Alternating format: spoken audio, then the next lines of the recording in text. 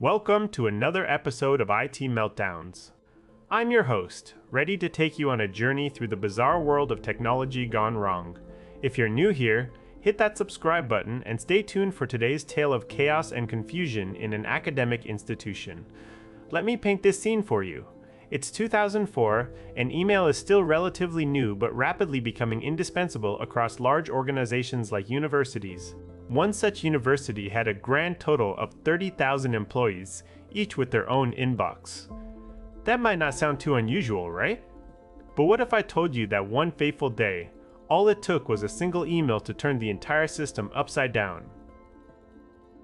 Imagine this. It's early morning at a bustling academic institution known for its vast campus and even vaster network of staff and faculty members. Amidst the daily grind, an employee named Jane decides to seek out some local housing. She's new in town and needs to find a place quickly. In her haste, she stumbles upon something that seems like it could help. Everybody at this university had access to an all-employees email address meant for important announcements. Now, picture the scene. Jane types up her message asking about apartment availability, attaches some photos of her current living situation, which is rather cramped, and sends off a missive to everyone in the organization. And there it goes, one simple click of the send button. But here's where things start getting interesting. As soon as her email hits the server, chaos begins to brew. Within seconds, responses from across the institution start rolling in. People curious about Jane's request, others confused by the sudden influx of information they weren't expecting. And then it happens. Someone presses reply. All. Pash, pash, pash, pash. Can you imagine the pandemonium that ensues? Every reply sent out automatically generates another 30,000 emails. The system begins to groan under the weight of these messages, but wait, there's more.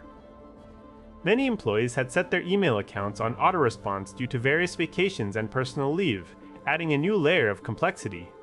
Suddenly, what began as a humble apartment inquiry has turned into an avalanche of "I'm out" notifications. Each one of those autoresponses is being sent not just once but multiplied by the thousands. It's like dropping a pebble in a pond, only instead of small ripples you get tsunami waves crashing against the shores. But that's still not the worst part.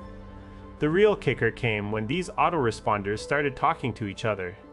Every "I'm away" message was triggering yet another round of replies from everyone else who had their own autoresponses enabled. It wasn't just one email causing trouble. It was an endless loop of messages piling on top of one another, each reply generating thousands more. As the day wore on, something incredible happened. Or rather, didn't happen.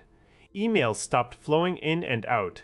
The system had completely overloaded, leaving everyone without access to their primary means of communication for nearly a full day. No emails could be sent or received. It was as if the entire university had been hit by some sort of digital blackout. But here's where things get even more bizarre.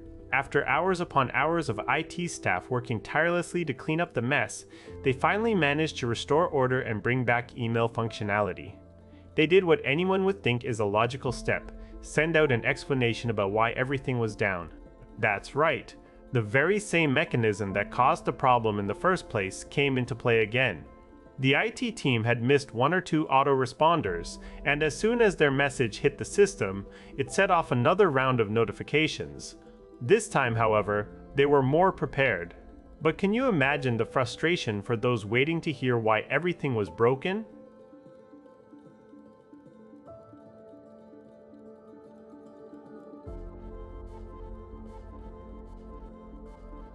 So there we have it, the story of how a simple email inquiry turned into an IT nightmare of epic proportions.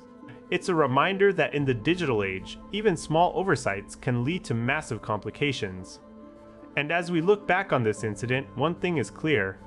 The best defense against such meltdowns lies not just in technology, but in careful planning and constant vigilance.